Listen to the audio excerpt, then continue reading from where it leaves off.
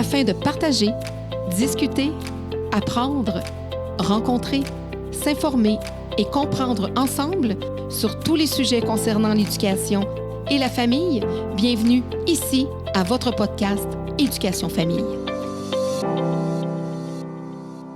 Comment est venu, là, tu as fait ton premier livre où tu parlais de toi, tu as raconté justement ton histoire, mais comment est arrivé, parce que la DPJ est arrivée quand même de façon très sporadique dans ta vie, là. C'était, Oui. tu sais, il n'y a pas eu un accompagnement des années, quoi que ce soit. Comment la DPJ est arrivée dans ta vie, puis de parler, de faire ton deuxième livre aussi? Ben moi, j'ai tellement été marquée par mon passage en famille d'accueil, par mon passage en centre de réadaptation, tu sais, la cellule d'isolement, la petite douche avec le désinfectant. Ça m'a tellement marquée, ça a laissé des traces. Je me demandais tout le temps, un jeune qui passe des mois et des mois là, c'est quoi les conséquences pour lui? Puis durant toute ma carrière de journaliste, à chaque fois qu'il y avait des articles sur la DPJ, des histoires, je lisais ça avec beaucoup d'attention, puis ça m'interpellait toujours énormément. Mais moi, personne n'était au courant de mon parcours. Je ne parlais jamais de ça, ni à mes amis, ni à mes collègues de travail, à personne. J'avais honte de ça, moi. Puis je réalise pour ça, plus jamais la honte. J'ai réalisé qu'on n'a aucune raison d'avoir honte. Mais je ressentais de plus en plus le besoin d'aller tendre la main à ces enfants-là. Je ne savais pas de quelle façon je pouvais le faire. Fait qu'un jour, j'ai pris le téléphone puis j'ai appelé la Fondation. Je leur ai dit, moi, je suis Nancy Audet, je suis journaliste à TVA Sport. J'ai pas la notoriété d'un Pierre Bruno ou d'une Sophie Thibault, mais j'ai un bon réseau quand même. Peut-être que je pourrais vous donner un petit coup de main à faire des levées de fonds, travailler au niveau des communications, organiser des activités avec les enfants. Peu importe, tu sais, je veux vraiment aller vous donner un coup de main. Donc, la directrice de l'époque m'a dit de venir la rencontrer. Elle m'a dit, moi, le téléphone, c'est pas compliqué, il sonne jamais, là. Tu sais, dès qu'on parle d'enfants de la DPJ, là, les gens, là, elle dit, ils veulent pas trop s'approcher de cette cause-là. Elle avait essayé d'approcher des gens, ça n'avait jamais fonctionné. Donc, je suis allée la rencontrer, puis quand elle m'a demandé pourquoi je voulais m'impliquer, ben j'arrivais pas à répondre à sa question. Tu sais, c'était très difficile. J'ai choisi à ce moment-là d'être honnête, puis de lui dire la vérité, que j'étais passée par là, que j'avais encore des séquelles, que je suis très préoccupée par la situation aujourd'hui au Québec, puis que là, je veux plus rester silencieuse, mais surtout, je veux me mettre en action. Puis que pour moi, la Fondation, c'était peut-être une façon de me mettre en action puis d'agir concrètement pour aider les enfants. Fait qu'elle a accepté de m'accueillir, puis elle m'a dit quelque chose qui a été assez déterminant. Elle m'a dit, si toi, Nancy, qui as quand même bien réussi dans la vie, tu as un bon travail, une belle vie personnelle, tu es une maman épanouie, tu n'as pas le courage de te tenir droit puis de leur dire que c'est possible de réussir quand même. Mais que pour ça, il faut obtenir de l'aide. Il faut faire tu sais, il faut prendre sa vie en main. Ben, elle dit, c'est qui va le faire? Puis j'ai fait, t'as raison, tu sais. C'était comme un peu une gifle, hein? Ça m'a vraiment ébranlée. J'ai pensé à ça comme il faut. Puis c'est pour ça que quelques mois plus tard, j'ai accepté d'en parler pour la première fois dans une entrevue qui, à ma grande surprise, a fait le tour. Tout le monde me parlait de ça. Moi, je pensais que les gens ne me parleront pas de ça. Personne ne va lire ça. C'est pas comme ça que ça s'est passé. Puis après ça, ben moi, j'ai juste... la vie m'a envoyé plein de signaux que c'est la route que je devais prendre. Tu sais, j'ai rencontré beaucoup d'enfants, beaucoup d'adolescents, des familles d'accueil. Ce que j'ai entendu dans les 3 dernières années, c'est incroyable. Autant du beau que du moins beau. Oui, parce que là, tu n'étais plus dans le milieu de journalisme. Puis tes collègues qui ne savaient pas ça, c'était quoi leur regard, leur réaction? Comment ça s'est passé? Y a-tu comme un peu... Je suis comme... Une grande solidarité. OK, une grande solidarité. Ouais, la plupart, une grande solidarité. Je l'ai vu au lancement de mon livre. Très touchée d'être invitée par plusieurs de mes collègues. Tu sais, autant à Radio-Canada qu'au 98.5. Je suis à la RDI, je suis à la LCN, à Salut Bonjour. J'ai fait 2 entrevues avec Paul Arcand. Très, très, très reconnaissante de cette solidarité. Mais en même temps, je pense qu'ils savent qu'on doit porter cette cause-là. C'est aussi, on a aussi une responsabilité au niveau médiatique. Ben oui. De parler de cette cause-là. Parce que la situation au Québec, elle est alarmante. C'est pas moi qui le dis. Toutes les études le disent, les statistiques le disent. Et on a une responsabilité. Mais ça n'amène pas de code d'écoute quand on parle de ça. C'est comme l'éducation. On m'a déjà dit ça, moi, Claudine, c'est le fun, l'éducation, mais on a des codes d'écoute anémiques. Des codes d'écoute anémiques dans le milieu de la télé, il n'y a pas personne qui veut ça.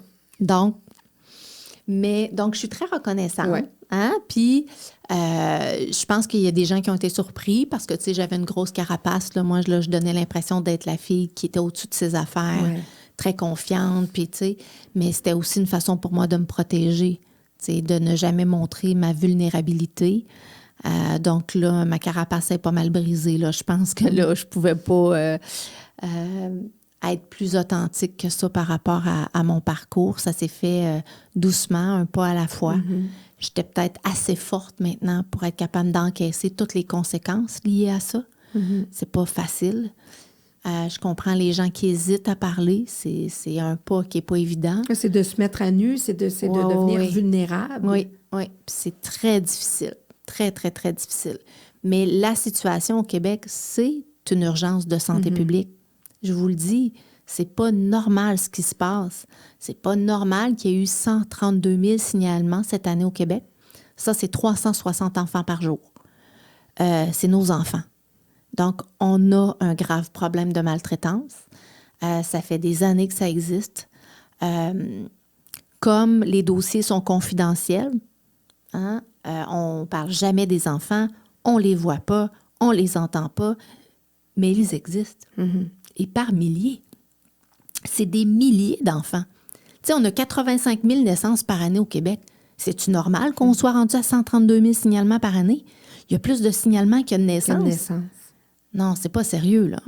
Donc, tu sais, la protection des enfants, ça a toujours été une valeur fondamentale pour les Québécois. On s'est éloigné de ça. C'est plate, mais c'est la vérité. Il faut revenir à ça, parce que c'est qui nous sommes. Nous aimons les enfants. Donc, peut-être qu'on a pris pour acquis, tu sais, on paye tellement d'impôts. Peut-être qu'on a pris pour acquis, Québec va s'en occuper, le gouvernement va s'en occuper. Ben non. Le gouvernement... Parce qu'il manque de ressources, puis même les ressources qui sont en place n'ont pas eux-mêmes toutes les ressources pour être capables de mener à bien leur travail. Ben non, puis là, c'est plein de jeunes intervenants qui sont pleins de bonne volonté, mais qui n'ont pas d'expérience, pas de formation. Qui tombent souvent au combat parce qu'à un moment donné, c'est trop lourd. Ça n'a aucun sens qu'ils vivent, ces gens-là. Moi, j'ai beaucoup de respect pour les éducateurs, les travailleurs sociaux, tous les intervenants qui travaillent dans des conditions tellement difficiles. Moi, là, je ne connais pas personne là, autour de moi, dans mon entourage, qui est capable d'aller travailler dans un centre de réadaptation, dans une unité avec 12 petits garçons qui ont des traumas complexes. Puis on les met ensemble, ces petits gars-là, là. Puis on se dit que c'est une bonne idée, là. Puis vous autres, allez-y, là, allez les guérir. Tu sais, c'est incroyable ce qu'ils vivent, ces gens-là. Vous et moi, là, on ne tient pas une semaine là, dans une unité comme ça. C'est pas des blagues. Il y a des cas lourds, puis ça peut être dangereux pour ta vie. Tu n'as même pas fait d'intervention, puis tu peux te faire planter un couteau dans une jambe. Mais comment ça qu'il y en a autant? Tu sais, comment ça qu'on a un petit garçon qui a été abusé sexuellement par sa mère pendant des années? Comment ça qu'on en a un autre qui, depuis sa tendre enfance, lui a grandi dans un contexte de violence conjugale? Il a vu sa mère se faire battre encore et encore et encore pendant des années. Il a un stress post-traumatique. Il fait de l'anxiété. Il dort pas la nuit. Il est en état d'hypervigilance. Pauvre petit bonhomme, tu sais. Puis un autre qu'on a retrouvé à la rue à 10 ans. Il a été abandonné là, lui. On ne sait plus son où, ses parents. Puis il m'a dit que sa vie, c'est pas beau. ben lui, il est là aussi. Mais tu mets tous ces petits bonhommes-là ensemble, puis ces petites bonnes femmes-là. En réaction, puis en... Puis avec des gens qui font de leur mieux, mais c'est que des recrues, hein. Quand tu arrives aujourd'hui, là, je les regarde, puis je me dis, mon doux, puis ils veulent, là, elles sont passionnées. Mais en plus, dans les dernières années, ça a l'air qu'il n'y a plus de formation. Ils sont pas... Puis les gens qui sont là, qui normalement devraient les appuyer dans leur travail, ben ils sont trop occupés. Ils n'ont pas le temps de donner, de former et de donner la rigueur d'accompagnement qu'ils devraient donner. Donc, les autres, ils me disent, on fait de notre mieux, mais c'est sûr qu'on fait des erreurs. Mais ça, c'est nos enfants les plus vulnérables. Tu sais, on peut-tu s'occuper de nos enfants comme il faut? C'est un peu comme en enseignement. Ils sont tellement en manque de ressources. Parfois, il y a des gens qui ont des bacs connexes qui n'ont pas encore en réalité d'emploi dans le domaine vraiment vers lequel ils vont se diriger. Puis là, ben, ils vont aller acquérir de l'expérience, mais sans nécessairement vouloir rester là. Alors, après ça repart dans leur vraie discipline, en criminaux ou ailleurs, quoi que ce soit. Donc, ça fait une rotation. Puis tu parlais tout à l'heure de stabilité, tout ça. Donc, un enfant peut avoir combien d'intervenants dans un dossier? 7, 8, 10, 12? C'est épouvantable. On repart. Puis là, il y a une ligne directrice qui commence. Un garçon de 4 ans que je connais, là, il est rendu à sa 5e intervenante. Comment voulez-vous qu'il fasse confiance à l'adulte? Puis les parents aussi, puis un intervenant qui n'a pas le temps d'aller le voir, là. Non, ça, c'est un autre problème, là. Non. On n'a pas le temps d'aller voir les enfants. Il a changé 5 fois d'intervenant, mais il a peut-être vu 1 ou 2 fois chaque intervenant, gros max. Ils n'ont aucune idée, là. Ouais. Ils ne connaissent pas l'enfant, là. Et c'est impossible d'avoir une qualité de soins. On les met en situation d'échec. Donc, il faut revoir ça. C'est comme les avocats en droit de la jeunesse qui gèrent entre 400 et 500 dossiers par année. Excusez-moi, là. Pensez-vous qu'en gérant 400, 500 dossiers d'enfants, on est capable de représenter ces petits clients-là comme il faut? Ils n'ont même pas le temps d'aller voir leurs clients. Ils n'ont même pas le temps de leur parler. Comment voulez-vous les représenter devant le juge si vous n'avez aucune idée des conditions dans lesquelles ils vivent, de ce qu'ils traversent comme épreuve? Vous n'allez pas au centre de réadaptation. Vous ne savez pas si le juge, là, il y a 8 mois, qui a ordonné de voir un pédopsychiatre, là. Mais il n'en voit pas. Il ne reçoit aucun soin. Puis pendant ce temps-là, son état se dégrade. Fait qu'il y a beaucoup d'enfants qui sont pires à la sortie qu'ils l'étaient quand ils sont rentrés. Comme en éducation, au niveau des apprentissages. On n'est pas dans la prévention, loin de là. On éteint des feux. Puis quand l'enfant commence finalement par voir des intervenants ou des orthopédagogues en milieu scolaire, c'est pas mauvais, mais là, les services qu'on lui offre ne sont pas suffisants pour pallier à ses difficultés parce qu'il s'est enlisé. C'est encore pire. Donc, ça prendrait une réforme totale de tout ce qui est la DPJ. Tu as vu le rapport, tu l'as lu, les 500 pages et tout ça. Parce que quand on parle de DPJ, tu as les colos, là, vraiment, comme on dit, les maltraitances des gens, les enfants.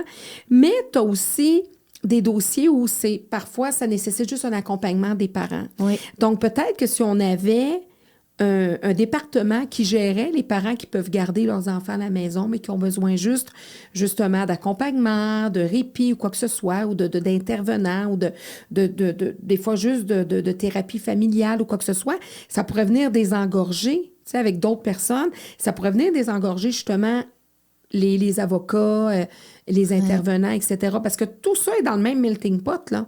Dans les 500 dossiers. C'est une partie importante de la solution. C'est qu'on a tellement coupé en amont qu'il y a plein de dossiers ou de parents qui auraient dû être aidés ou de familles. Mais comme on n'en a plus de service, c'est une situation qui dégénère. Oui. Tu sais, il y a une petite fille à Sorel-Tracy qui est morte dans le fond d'un spa, une petite fille d'1 an, il y a quelques mois. Sa mère a dit à la DPJ qu'elle était complètement dépassée. Elle n'arrivait plus à prendre soin de ses enfants. On en avait 3, dont un petit bébé. Il n'y a personne qui est allé la voir. Il n'y a personne qui est allé l'aider. Puis il y a une petite fille d'1 an qui est morte dans le fond d'un spa au sous-sol. Dans l'indifférence totale. Je me disais, on est rendu désensibilisé, hein? Ça, c'est inacceptable. Donc, c'est parce qu'on a tellement coupé dans les services en amont, on n'est pas capable d'aller aider nos familles vulnérables. Donc, on vit les conséquences aujourd'hui de toutes ces coupures-là, puis les conséquences de la fusion aussi, qui a été désastreuse. Hein? La DPJ devrait être ressortie là, des grosses structures, là, puis c'est pas juste moi qui le dis. Les commissaires sont d'accord avec ça, les commissaires de la commission Laurent, là. Parce que là, c'est devenu un système qui est tellement gros, inhumain. C'est un système inhumain qui traite des petits êtres humains. Ça ne fonctionne pas. Il faudrait sortir ça. Mais il faudrait une réforme, puis il faut un changement de culture. Ça va être long de faire ça, mais j'allais te dire, tu sais, il y a plein de... Tu sais, à la cour, là, t'arrives puis t'entends des mamans qui disent qu'elles vont pas bien, elles sont désorganisées, elles font de l'anxiété, de l'insomnie, elles sont plus capables d'aller mener les enfants à l'école. Hey, on peut-tu aller aider notre monde? T'sais, non, on prend l'enfant et on l'envoie en famille d'accueil. Hey, c'est parce qu'on n'est pas capable. Va chercher les ressources. Et tout à l'heure, tu parlais, tu disais, garde un enfant, de le regarder, de le reconnaître, puis d'avoir des mains tendues. T'sais, moi, je pense à cette maman-là qui justement est dépassée puis qu'elle avait besoin d'aide. Puis dans la société dans laquelle on est, je pense qu'en tant qu'individu, voisin, voisine, moi, c'est ce que j'ai dit, même au début de mon podcast, j'ai dit, c'est éducation famille, ça s'adresse à tout le monde. Et même si on n'a pas d'enfants, on fait tous partie d'une famille. Donc, tu sais, c'est justement, je pense qu'on a un devoir de société de voir qu'est-ce qui se passe autour de nous. C'est cette maman-là qui semble dépasser, d'aller voir. Tu sais, mettons, tu es à ta retraite, tu es un couple à ta retraite, tes enfants, ta famille est faite, mais tu habites encore dans ton quartier. Il y a une maman qui vient d'arriver avec 3 enfants. Je vois que le papa travaille beaucoup, il vient, tu sais, on voit nos voisins, tu vois qu'elle était toute seule, d'aller peut-être t'offrir, de lui faire un repas ou quoi que ce soit. Je pense que ça part de là, parallèlement à ce qu'il faut changer dans le système, parce que si on attend le système... Des petits bébés dans le fond d'un spa, là, il va en avoir d'autres, là. Mais c'est sûr. Puis, tu sais, il y en a eu plein d'enfants dans les dernières années, là, tu sais. Mais il y a tous ces petits-enfants-là qui vivent des difficultés puis qu'on s'en occupe pas, tu sais. Mais c'est pour ça que je pense qu'on a tous et toutes une responsabilité d'aller aider à colmater la brèche. Pour ça, il faut redevenir un vrai village. Puis les villes, les municipalités à travers la province ont aussi une responsabilité. J'ai eu la chance de m'adresser à 2000 élus de partout à travers la province il y a 2 semaines au congrès de la Fédération québécoise des municipalités.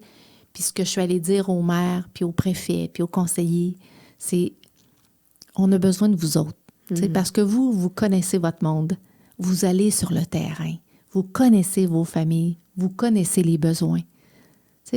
Vous le savez que la petite Sophie, là, du rang 2, là, ben, elle mange pas à sa faim à l'école. Puis ses parents n'ont pas assez d'argent pour qu'elle puisse faire des activités parascolaires. Venez donc en renfort. Des fois, avec même du bénévolat, on n'a pas idée comment ça peut donner un coup de main. C'est juste d'utiliser nos structures municipales pour mettre des choses en place pour aller aider nos familles, puis aller aider nos enfants. Oui, puis des fois, il y a des dons qui sont là, qui sont prêts, mais il n'y a pas de bénévoles. Tu sais, en Abitibi, à Amos, ils ont mis en place le fonds Ange Gardien Arikana. Il y a un ange dans chaque école. Puis l'ange, il surveille, OK? Hop, un petit enfant en 3e année, il n'y a pas d'habit de neige, il a froid. Il appelle Ange Gardien. Ange Gardien va chercher un habit de neige. Puis 2-3 jours après, l'enfant, il a un habit de neige. Telle petite fille, elle ne mange pas à sa faim. Ange Gardien arrive, on s'assure qu'elle mange à sa faim. Quand elle est à l'école, elle est capable d'avoir l'estomac plein pour pouvoir apprendre. C'est extraordinaire. Toute la communauté s'est ralliée à ça. C'est des bénévoles, c'est 3 bénévoles qui font ça. Puis je veux les saluer. Je les trouve extraordinaires. Puis ça marche. Savez-vous quoi? Ça fonctionne. L'enfant, là, se sent c'est pas grand-chose, important. Non, mais il y a quelqu'un qui se soucie de lui. Oui. Puis la maman, là... Puis on fait ça toujours discrètement aussi, là. Il n'y a pas de tas de tambour puis de trompette, là. Non. Mais c'est sûr que le parent qui était un peu déçu de ne pas pouvoir ou qui n'a pas les sous pour acheter un habit de neige, il voit bien que son enfant, il a froid. OK. Oui, parce que c'est pas toujours des parents négligents, ben là. non, ça lui enlève un stress sur les épaules. OK, mon enfant, il a chaud pour aller à l'école. J'ai pu stresser. Je peux stresser pour mettre un repas de plus sur la table. Tu sais, c'est tous des petits gestes d'amour, de solidarité qu'on doit ramener dans nos communautés. On vit tellement dans une vie qui va vite, puis tu sais, qu'on valorise aussi la réussite professionnelle. J'ai pas de problème avec ça, là. Mais, tu sais, justement, on n'a pas de place mentale, tu sais, parce qu'on est juste tellement préoccupé par notre carrière. Puis moi, la première, là, j'étais 17 ans dans le tourbillon des salles de nouvelles où je pensais juste à la nouvelle du lendemain. Ben oui. J'étais loin d'être un exemple, là. Donc, non, parce qu'on sait que des tsunamis médiatiques dans des milieux, le lendemain, le tsunami reste là pendant 6 mois, là, mais le lendemain, là, le journaliste, on est sur autre chose. Ben là. oui, non, c'est ça. T'es déjà has-been, là. Mais tu sais, je veux dire, t'es tellement concentré juste sur ta job, aussi à avoir de l'énergie pour finir tes semaines, t'es centré sur toi-même, sur on veut la nouvelle. Puis, puis le temps qui me restait, ben moi, c'était de récupérer puis de faire un peu de sport. Tu sais, c'est le petit temps qui me restait, c'était ça. Donc, j'ai réussi à libérer de l'espace, j'ai réussi à prendre un recul puis faire comme « Wow! » C'est la même chose, c'est-tu tant important d'avoir un char de l'année dans le cours? Moi, j'en aurais plus jamais de voiture de l'année dans le cours, je peux te le dire, c'est pas important. Tu sais, je vais garder mon auto jusqu'à ce qu'elle me lâche, puis le budget, l'argent que ça me libère, j'aime mieux l'utiliser pour aider à la place. Je suis pas moins heureuse, hein? Au contraire, je suis bien plus heureuse qu'avant. Puis j'ai moins de possessions. Puis c'est pas grave. T'es plus dans le vrai, là. Je suis plus dans le vrai, dans la superficie, le superficiel. Oui. Tu sais, je vois que les gens accumulent beaucoup, beaucoup de choses, puis ils travaillent fort pour être capables de payer toutes ces choses-là. Mais ça fait en sorte qu'on n'a pas d'espace mental, puis on n'a pas d'espace dans notre vie. On est toujours en train de courir. Fait que comment veux-tu penser à ton voisin si tu es tout le temps dans le jus, tu es tout le temps occupé? Exactement. Donc, tu sais, heureusement, la pandémie, je pense que ça nous a tous amenés à ralentir un peu. Ça a remis certaines pendules à l'heure. Donc, peut-être qu'on a libéré un peu d'espace, je pense. Oui, en tout cas, au moins pour les nôtres, pour nos proches, pour les autres, les étrangers, là, il y en a que oui, il y en a que non. Mais oui, effectivement, on le voit, hein, que il y a eu des changements de carrière, des virages vraiment, là, vraiment de gens qui ont carrément changé leur pensée, leur vie, leur objectif aussi. On a parlé un petit peu du sport. On va revenir aussi naturellement à ta mission de... Mais le sport, ça fait vraiment partie de ta vie, là. Tu as une gang de balles molles. Hey, moi, là, c'est une de mes plus grandes sources de bonheur. Ouais. Je joue à la balle molle 2 à 3 fois par semaine l'été, puis je joue au hockey l'hiver. Je joue au deck hockey avec mon équipe, qui était toute là au lancement. Là. L'équipe en arrière, ça, c'était mon équipe. C'est mon équipe de hockey. Je trouve ça le fun parce qu'on est toutes des femmes de milieux très différents. Puis on s'apporte beaucoup ensemble. On se partage. Tu sais, hier, justement, j'avais un match, puis il y a une fille qui avait une entrevue importante, puis elle a obtenu le poste de ses rêves, puis on était toutes là pour la féliciter, puis on a dit, on va gagner la game pour toi, tu le mérites, tu sais. Puis cette solidarité-là, féminine, c'est beau. Ouais. C'est beau. Ça me fait beaucoup de bien. Mais aussi, moi, j'ai appris au fil des années que moi, je dois bouger. Parce que je dois être en santé. Puis le sport, ça me permet d'être en santé physiquement, mais mentalement aussi. Ça libère mon stress, ça libère parfois ma tristesse. Je passe beaucoup de choses dans le sport. Moi, ça me fait vraiment, vraiment du bien. C'est un échappatoire. Oui, c'est essentiel à mon bonheur, en fait. Donc, j'en ai toujours fait. Puis beaucoup. Puis je m'étais aussi un petit peu dans les dernières années éloignée. Puis là, je suis revenue à ça, puis ça m'apporte énormément de bonheur. Puis je trouve aussi que c'est un bel exemple que je donne à Lona. Là, Lona, elle me suit partout, puis elle aussi, elle fait beaucoup de sport. Là. Je pense qu'elle va être une sportive comme sa maman. Mais c'est une vraie passion. Là. Je te dis, là, moi, là, je joue, là, puis c'est comme si je jouais là, dans les ligues majeures, tu comprends? J'ai bien du fun, mais je prends ça bien au sérieux. T'es très compétitive. Je suis très compétitive, oui. Mais j'essaie toujours, par exemple, tu sais, ça se fait dans le respect, là. Je suis pas... mais tu sais, quand je donne mon 100% tout le temps, là, tu sais, je finis, là, il reste plus vraiment d'énergie, là. On veut t'avoir dans notre équipe. Je dors bien, là, tu sais. Mais oui, je trouve ça... Puis tout, comme je te disais, l'effet de groupe, tu sais, j'aime ça. Ouais. Tu sais, puis moi, je remarque, c'est ça, tu as eu ta famille journalistique qui est encore là, même si, comme tu dis, là, tes amitiés perdurent. Puis là, tu as ta famille sportive. Donc, tu sais, c'est toutes des petites familles qui te portent. Donc, tu as créé des petites familles différentes. Que, tu sais, des fois, de vue de l'extérieur, en sachant ton histoire, c'est ça. Puis là, toi, c'est quoi ta mission pour Parce que là, moi, je veux que tu nous parles un petit peu de ce livre-là. Il s'appelle Tous Courage, mais il y a la petite Courage, la petite de Granby que tu as décidé de prénommer Courage. Jusqu'à temps que peut-être un jour, on aura son nom. On pourra peut-être avoir... Je l'espère. Oui, pour y donner... C'est quelque chose qui m'attriste beaucoup, qu'on puisse pas dire son nom, qu'on puisse pas montrer sa photo. Parce que... Pourquoi? Parce que là, regarde, il y a 2 enfants, là, justement, encore dans les médias. Il y a eu encore des infanticides. Parce qu'elle a des frères et sœurs. OK. Elle a un petit frère qui a été victime de maltraitance lui aussi, très grave, qui a des séquelles. C'est inacceptable qu'on l'ait laissé dans un environnement violent comme ça. Puis qu'elle est sortie, puis qu'elle a tenté d'aller chercher de l'aide. Puis... Mais lui aussi a été victime de maltraitance, puis il a vu sa petite sœur mourir. Donc, c'est pour le protéger lui, pour protéger ses autres petites sœurs. Elle avait 3 autres petites sœurs. Mais en même temps, je me rends compte que comme on la voit pas, on n'a pas son nom, on n'est pas capable de mettre un visage sur cette histoire, c'est plus facile de tourner le regard, hein, quand on peut pas voir. Et ça me dérange énormément. Même dans la mort, on n'est pas capable de lui redonner son identité, sa dignité. Puis, quelque part, je pense que ça protège aussi un certain système. Hein? Et les agresseurs. Et les agresseurs. Et ça, je trouve ça inacceptable. J'espère qu'un jour, on va pouvoir vous la montrer. Moi, je l'ai vue. Tu as rencontré la maman aussi? J'ai rencontré sa maman. Comment se porte la maman présentement? Ben, je veux dire, quand tu as eu contact avec elle. Elle va pas bien. J'ai rencontré une femme qui aime beaucoup ses enfants.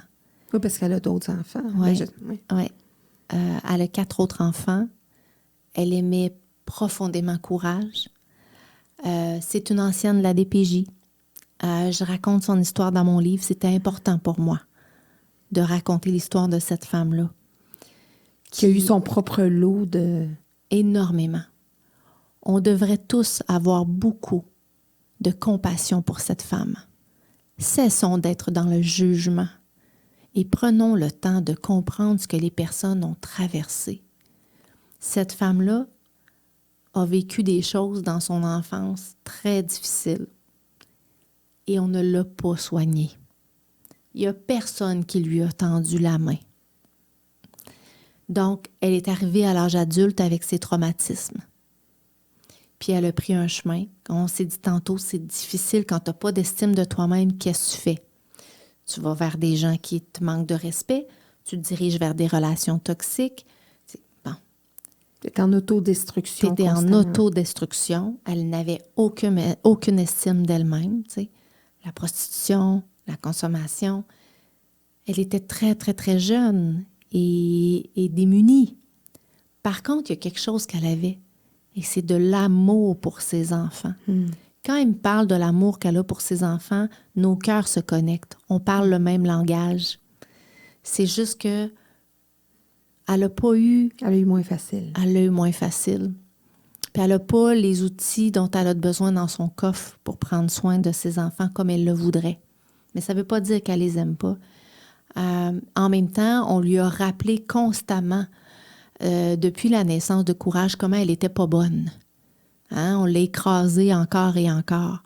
Mais elle est allée suivre toutes les formations qui existent, pas imaginables. J'ai lu les notes de cours du juge Mario Gervais qui disait comment elle est allée dans des organismes, au CLSC.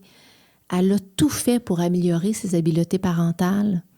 Je voudrais saluer ça parce que c'est pas tous les parents qui ont le courage d'aller faire ça puis de se remettre en question. Elle a essayé, puis elle a essayé très, très, très fort.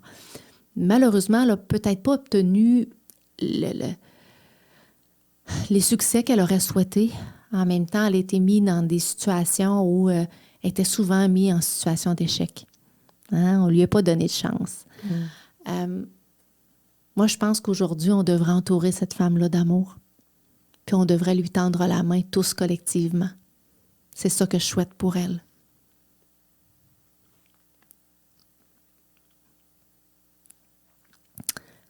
Elle vit beaucoup de souffrance. J'aimerais ça qu'on lui donne l'opportunité de devenir une vraie maman.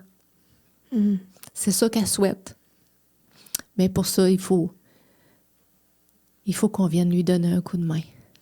Il y a du travail à faire. Il y a du travail à faire, mais j'ai confiance en elle. Mais il faut commencer par la guérir, tu sais, puis soigner ses traumatismes. Elle n'a pas été indemnisée par la CAVAC. Ça n'a pas sa raison d'être. Okay? Elle n'a pas été considérée comme une victime. Elle n'est pas considérée, c'est une victime. Et puis, elle a vu sa petite fille mourir dans ses bras, dans des conditions atroces. Elle a vu sa fille souffrir pendant des années. Elle l'a vue avec des blessures, avec des brûlures. Elle l'a entendu dire qu'elle voulait se donner la mort.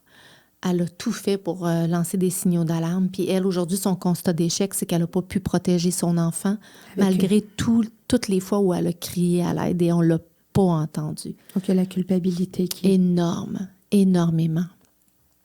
Donc, j'espère sincèrement qu'on va venir lui donner un coup de main. Pour ce qui est de courage, moi, je vais juste te dire que, tu sais, je ne l'ai pas connue, mais elle occupe une grande place dans ma vie. Puis, des fois, quand ça m'arrive, tu sais, de manquer un petit peu de... Ben moi-même, de manquer un peu de courage ou d'être un peu découragée, puis de me dire, hey, on n'y arrivera jamais, là, tu sais, ce système-là est tout croche depuis 30 ans, puis les gens me regardent, ah, tu parles dans le vide, puis, tu sais, ce que tu fais là, ça va pas rien donner. Des fois, ça m'affecte. Puis je m'arrête, puis je pense à elle, puis je me dis non. Tu sais, elle a eu un vrai courage. Fait que moi, je vais me tenir debout, puis je vais tout le temps me relever. Puis j'ai espoir, j'espère qu'on va lui redonner sa dignité en s'assurant de changer une culture qui doit être changée, puis en prenant plus soin de nos enfants pour nous assurer que ça n'arrive plus jamais. Parce que encore, je veux dire, il y a quelques jours, là, il y a 2 enfants qui sont morts noyés à Laval. Il y a pas trop longtemps, il y a 2 petits-enfants qui sont morts dans une explosion au Saguenay-Lac-Saint-Jean. Leur père a pris des explosifs. On les oublie vite, hein? Ça passe dans les médias. Puis Mais il ne faut pas. Non. Il ne faut pas. OK? Puis même si on détourne le regard, là, ça ne change pas la situation. Donc, acceptons d'être confrontés. Tu sais, je dis aux gens, soyons confrontés. Puis regardons la vérité en pleine face, regardons la situation, puis soyons courageux, Boswell. Remontons nos manches, puis allons voir qu'est-ce que moi je peux faire en tant que papa, en tant que maman, en tant que grand-parent, y a-t-il quelque chose que je peux faire pour me mettre en action? Puis si c'est aider une personne, bien c'est déjà ça. Ouais. Tu comprends? Tu sais, le programme de mentorat 1621, oui, là. Ben oui, j'allais t'en parler. T'sais, oui, parce que tu t'impliques aussi. Tes mentors, est-ce que tu continues de... Oui. Tu avais 2 jeunes, là, pour lesquels tu étais mentor. Oui. Puis là, donc, c'est ça, tu t'impliques au niveau de l'organisme grand frère et grande sœur. C'est quoi ce programme-là, 1621? C'est un programme de mentorat pour ce groupe d'âge-là, 16-21, qui est c'est un moment crucial, ça, hein, pour les jeunes. Puis, on se rend compte qu'il y a beaucoup, beaucoup de jeunes qui sont soit en ce moment sous la direction de la protection de la jeunesse ou qui sont sortis du système et qui sont laissés à eux-mêmes. Ils ont besoin d'un adulte significatif dans leur vie. Un modèle. D'un beau modèle positif. Je crois beaucoup en ce programme-là. Vous savez, il y a 2000 jeunes chaque année qui sortent du système. Et là-dessus, il y en a 33% qui vont vivre des périodes d'itinérance parce qu'ils sont fragiles, parce qu'ils sont laissés à eux-mêmes, parce qu'ils n'ont pas d'éducation, parce que. Je pense qu'on peut avoir un impact incroyable dans la vie d'un jeune en lui accordant ne serait-ce que quelques heures par mois. Ne serait-ce qu'en lui donnant ce numéro dans la poche où il peut appeler pour partager parfois ses difficultés, avoir un conseil. Des fois, c'est « Hey, un compte bancaire, comment on ouvre ça? » Hey, tu sais, des fois, on serait étonné. Hey, une lasagne, là, moi, j'ai jamais fait ça. On fait comment? Mais il y a des jeunes qui n'ont même pas ce numéro-là dans la poche, tu sais, ou même pour partager une belle nouvelle. Tu sais, moi, mon petit bonhomme, là, quand il m'appelle pour me dire qu'il a connu une belle journée à l'école, puis qu'il est fier, parce qu'il ne s'est pas fait mettre à la porte cette journée-là, je suis contente de l'écouter. Puis c'est important pour moi d'entendre sa fierté, puis de dire « Hey, tu peux être fier de toi, tu sais, puis demain, tu sais quoi, tu vas être capable encore. » C'est précieux, ça. Donc, on peut, en tant qu'adulte, tu sais, puis les gens qui me disent qu'ils n'ont pas de temps, c'est pas vrai, ça. Prenons le temps. On peut tous prendre le temps. On peut tous avoir un petit 2-3 heures. Tu sais, le 3-4 heures que tu passes sur Facebook, là, à scroller, là. Oui. Ben, prends-le pour un jeune. Tu sais, ils disent, tu sais, pour qu'un enfant se développe à son plein potentiel, on dit qu'il faut 5 adultes significatifs dans sa vie. Parents, grands-parents, oncles, entraîneurs, enseignants. Il y a plein de jeunes en ce moment au Québec là, qui en ont 0. Le savez-vous, le nombre de jeunes qui n'ont même pas un adulte significatif dans leur vie?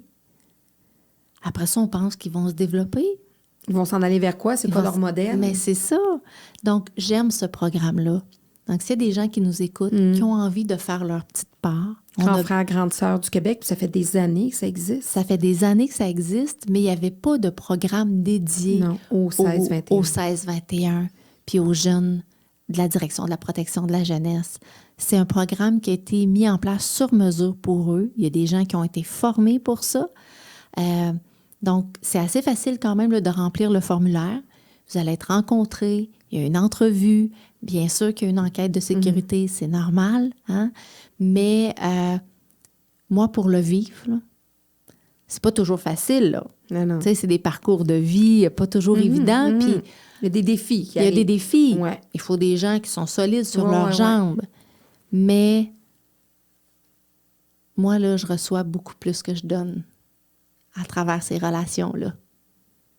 Puis la jeune Nancy de 15 ans aurait possiblement aimé avoir un grand frère ou une grande sœur quand elle est arrivée ici. Tellement. Tu sais, j'ai eu une Manon là, qui m'a accueillie. Pour moi, Manon, je pense que ça a été ma mentor. Tu sais, c'est une femme qui était très stricte, très organisée, très, très sévère.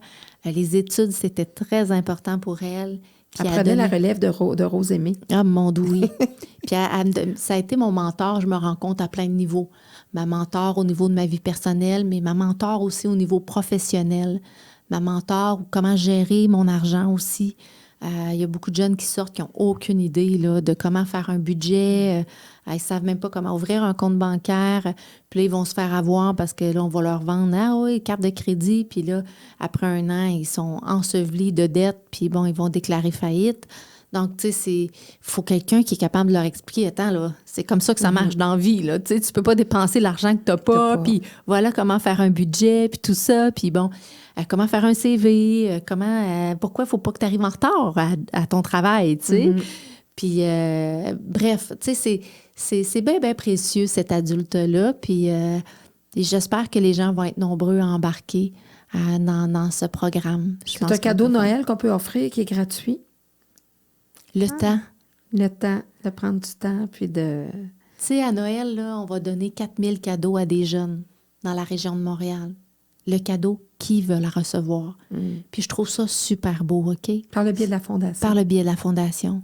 Puis je remercie toutes les personnes qui viennent nous donner un coup de main, qui sont très généreuses, puis qui s'assurent que chaque enfant a le cadeau qu'il désirait recevoir. Mais en même temps, une fois que la porte de sa petite chambre est fermée, là, avec son cadeau, là... Parce qu'on ne peut pas aller leur porter en main propre. Non. Eux. Tu sais, la solitude reste. T'sais, la solitude qui te ronge le cœur reste. Donc oui, c'est correct. On est là, on donne des cadeaux, puis on essaie qu'ils passent un beau Noël malgré tout, parce qu'il y en a beaucoup qui, malheureusement, qui ne vont pas dans leur famille. Moi, je pense que le temps, c'est la chose la plus précieuse. C'est de ça dont ils ont besoin. Ils ont besoin de temps, ils ont besoin de contact humain. C'est ça qu'on peut leur donner. Puis, de tous les jeunes qui sortent du système, ceux qui s'en sortent le mieux le disent, c'est ceux qui ont eu la chance de développer une relation significative pendant le placement qui réussissent le mieux. Oui, parce que les statistiques sont pas très reluisantes là, par rapport au fait, justement, à la diplomation des jeunes. Toi, justement, tu as confondu les statistiques, d'aller faire ton baccalauréat, tout ça, parce que souvent, c'est soit l'itinérance ou quand les jeunes sortent de la DPJ. C'est difficile. Bien, il y a 17% seulement des jeunes qui sortent du système avec un diplôme d'études secondaires. C'est un échec. C'est notre échec, ça. On n'est pas capable de scolariser ces enfants, ces enfants et ces adolescents. Pourquoi? Qu'est-ce qu'on fait de pas correct? T'sais, posons-nous des questions. Parce qu'ils sont déjà vulnérables. Puis en plus, on les envoie à la rue sans éducation, sans scolarisation. Fait que la route, ils n'ont quasiment pas le choix de se diriger vers l'itinérance. Parce qu'un sans secondaire 5, tu ne vas pas très, très loin. Là. Tu fais pas grand-chose. Tu ne gagnes pas très, très bien ta vie. Là. Comment ça qu'on n'est pas capable de les scolariser? Hein, c'est les enfants de l'État. On a une responsabilité puis envers eux. Juste de les scolariser puis de les diplômer, ça ferait une grande différence parce que ça serait une énorme réussite. Donc, au niveau de l'estime de soi, au niveau de... Puis, à quelque part, dans le milieu scolaire, on fait passer des élèves qui sont en échec à des niveaux supérieurs.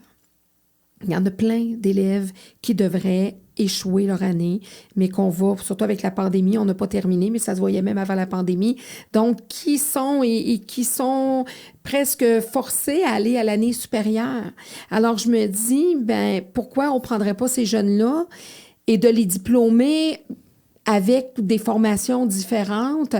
Maintenant, il y a des enseignants qui peuvent... Il y a des gens, je ne dis pas des enseignants, parce qu'enseigner, c'est un bac de 4 ans maintenant, que ce soit en adaptation scolaire ou préscolaire primaire, ou en enseignement secondaire, mais par manque justement de ressources, il y a une formation qui se fait un peu, que j'appelle un peu sur le coin de la table, une formation sprint, qui fait en sorte que tu peux être enseigné et avoir une classe.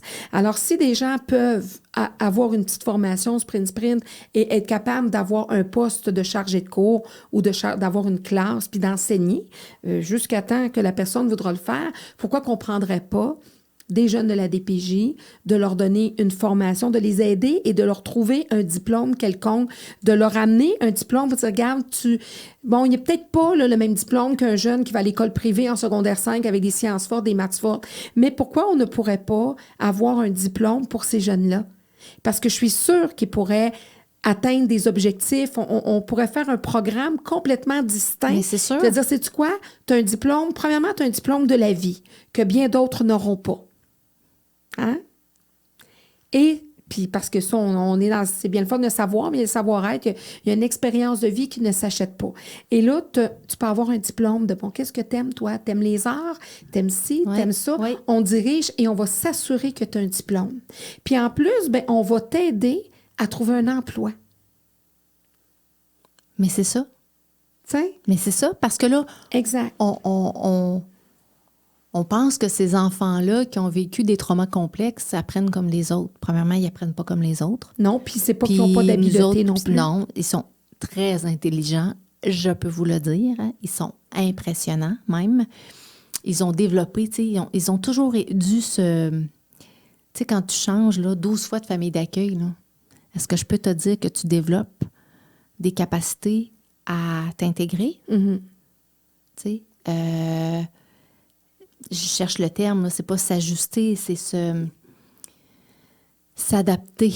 S'adapter aux différentes personnalités, aux différents environnements. Ils savent-tu, eux autres, comment s'adapter? Donc, l'UMQ, l'Union des municipalités du Québec, a mis en place un programme emploi pour les jeunes de la DPJ. je capote sur ce programme-là. Et à Laval, cette année, ils ont décidé de donner un grand coup. Ils ont engagé, je pense, 25 jeunes dans différents départements de la ville. Donc, avec des bons salaires, des travaux avantages. publics, bibliothèque, au greffe, au service d'incendie. Et je suis allée rencontrer ces jeunes-là. Si tu avais vu la fierté dans leur regard, les épaules droites. Ils sont reconnus. Là, ils sont reconnus. Mais pas juste ça, ils ont appris des choses. Les gens, ils me disaient, ils étaient bons, ils ont bien travaillé, puis en plus, ils avaient un salaire décent. Je pense qu'on a trouvé une porte. Tu sais, quand tu dis, ils peuvent faire des choses, mais oui, dans un contexte où on est en pénurie d'emploi. On le fait avec les autistes. Tu sais, on le fait avec des jeunes qui ont des limitations intellectuelles, des limitations académiques, etc., avec des diagnostics. Pourquoi on ne le ferait pas? Parce que, justement, il faut changer le regard des jeunes de la DPJ. Parce que souvent, le regard, c'est bon, c'est des jeunes qui ont fait des mauvais choix. On ne pense pas des fois à tout ce qu'il y a derrière leur parcours. Alors, on va, c'est ça. Même en tant qu'employeur, on va se dire, est-ce que je donne la chance à un autiste qui n'a pas demandé d'être autiste, qui est comme ça, puis qui va, ou je donne la chance, excusez l'expression, un petit voyou qui va peut-être venir voler dans ma caisse. C'est ça que la société regarde. C'est ça le questionnement, des fois, qu'on va se faire. Alors, il faut vraiment les amener à un autre niveau, les ces petits jeunes-là. voyous, là, quand on leur tend la main, là, ils sont très loyaux.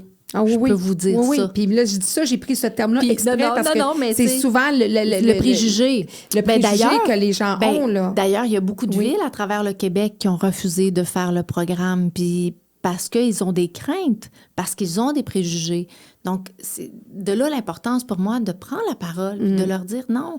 Puis les éducateurs qui vont référer des jeunes pour travailler, ils connaissent leurs jeunes, ils savent que lui, il est prêt. Puis lui, elle est prête aussi. Ben oui. Puis elle a telle aptitude. Puis le jeune qui a son emploi à la ville ou dans un autre employeur, il n'aura pas le goût d'aller faire des mauvais coups. Il n'aura pas le goût parce que à la longue, en vieillissant, avec la maturité, ils veulent s'en aller dans le droit chemin. Ils veulent être un citoyen à part entière, comme tout le monde. Ben oui, puis faire partie d'une gang, puis avoir des collègues de travail. Ben exactement. Oui, mais totalement.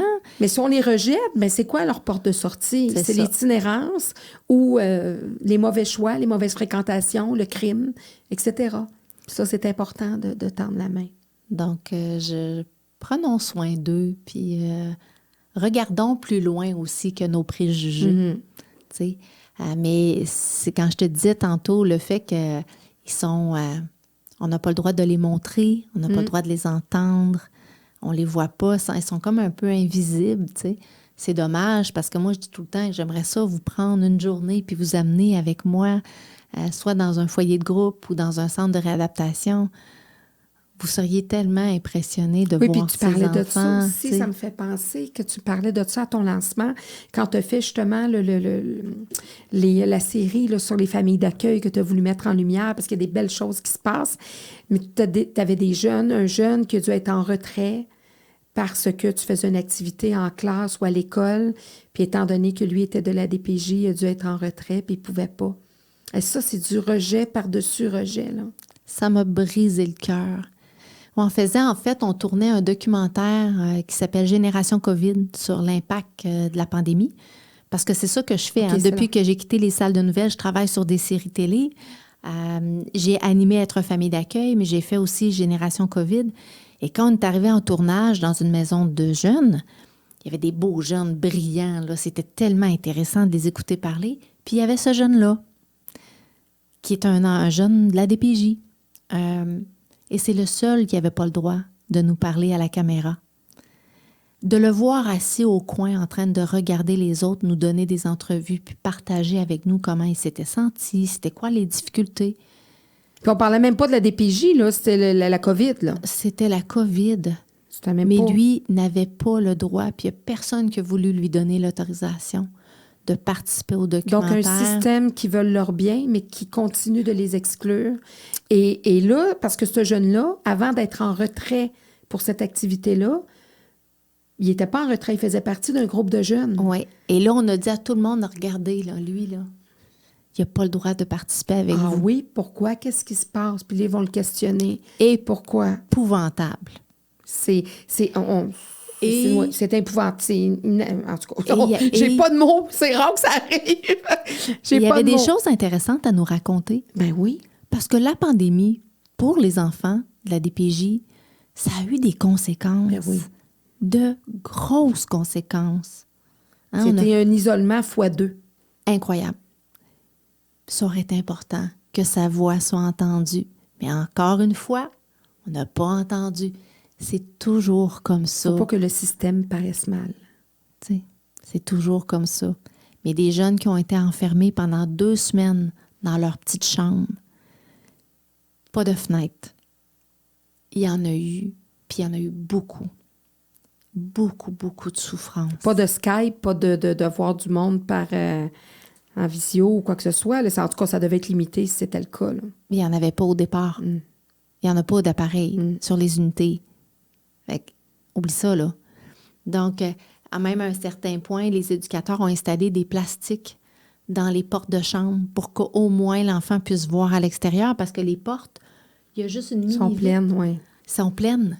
Donc, non seulement pas de fenêtre, puis pas capable de voir à l'extérieur.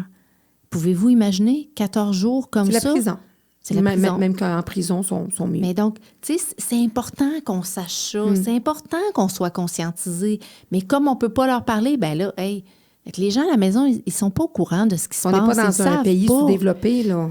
Non, mais je peux te dire que des fois, là, on peut se poser de sérieuses questions sur comment on les traite. Donc, j'aimerais ça, moi, mon espoir, c'est qu'on les voit plus puis qu'on les entende plus. C'est ta mission pour les prochaines années, ouais. À travers, peu importe, à travers des documentaires, à travers l'écriture de livres, de la Fondation en tant que marraine. Oui, c'est... Ben, je te dis, continue ton beau travail, vraiment. Moi, Nancy, écoute, à chaque fin d'entrevue, vu que je suis un prof, je remets un diplôme. Ça ne sera pas ton premier, mais j'ai un diplôme personnalisé que j'offre à mes invités. Alors, c'est avec un grand plaisir que je te le remets. Alors, pour tous ses talents journalistiques de communicatrice et d'autrice, pour sa persévérance à vouloir toujours atteindre le meilleur, pour l'exemple qu'elle donne à travers les sports qu'elle pratique, pour ses nombreuses amitiés professionnelles et sportives, pour avoir surmonté des épreuves à première vue insurmontables, pour avoir permis à la petite Nancy effrayée, blessée et démunie de persévérer et de devenir une femme inspirante et engagée, pour ses familles d'accueil qu'elle a su sortir de l'ombre afin de les valoriser, pour la fondation de la DPJ qu'elle marraine et pour sa parole qu'elle porte à l'organisme Grand Frère, Grande Sœur du Québec, pour la voie qu'elle trace